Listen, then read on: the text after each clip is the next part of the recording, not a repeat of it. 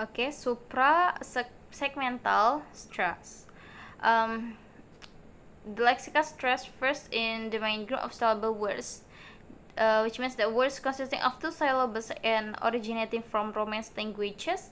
The placement of stress helps to distinguish classes of words with a stress pattern that can be determined for the item, and it illustrates with this with an example. First, we contrast item versus contrast.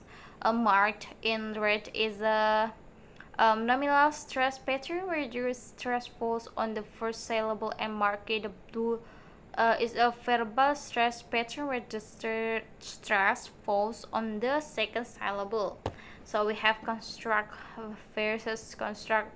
Now, as you have seen, the segmental structure can also be influenced and stress versus being fascinated or look at this one object now versus two objects. And the last example I got here is now a versus. At the time, let's look at the stress shift. Next, there are many words that have a primary word.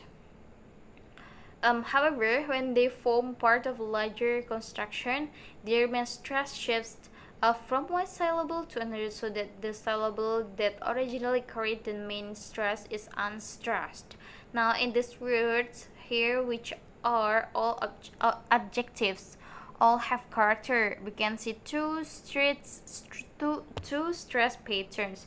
The first occurs when the adjective is used in a predicative context, or separately. In cases like this, the second syllable is stressed, so you have Mandarin or the guide is Mandarin. Actually, there are only a few suprasegmentals. It is between American and British English that it is of concern, for example, the placement of stress on long words of French origin.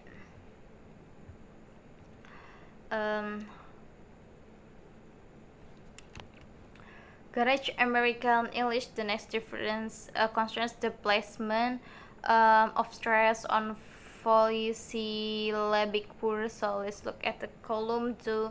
Next, what is the difference between the two?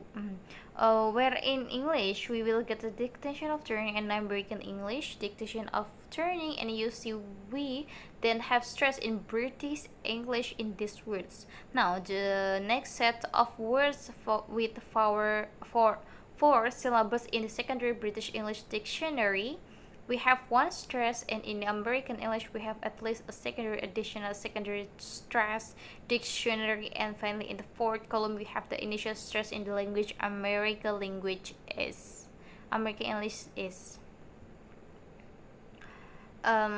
Elsewhere, the other words English will use final stress. Elsewhere, the other. So these examples summarize the main suprasegmental about illogical differences between British and American English. From the very previous discussion, we can conclude that English is stress time not syllabic in words that are the same length, but the tone group, which is a string containing one stress syllable, is called the nucleus. The syllable itself can last for different lengths of time. An example is Italian, the mother tongue of Valentina. One of our MA students also will call Valentina.